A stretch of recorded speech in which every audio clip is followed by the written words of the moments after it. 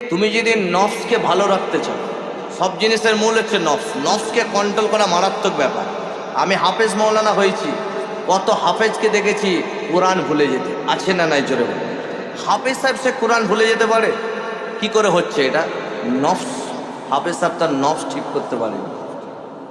Main হচ্ছে নফস। যে গোটা কোরআন মুখস্থ করেছে, নফস তো সবসময় নেগেটিভ চাইবে।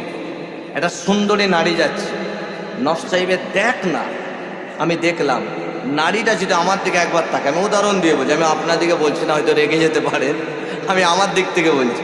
ও হয়তো আমার দিকে তাকালো, আমি আবার দাঁড়ান আর আরেকবার দেখি, দেখলাম ও তাকালো, তখন কি হবে?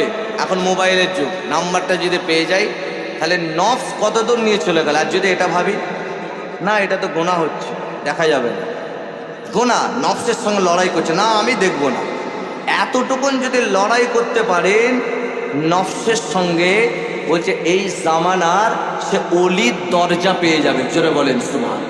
এমন একটা সময় আসছে, ছেলে মেয়ে রাস্তায় জেনা করবে, মানুষ বলতে পারবে না। কেউ যদি বলে সরে যে করো না, এতটুকুন বলতে পারলে সে আখেরি জামানার আল্লাহর ওলি। বলেন শহরে যান, বলতে পারার ক্ষমতা আছে?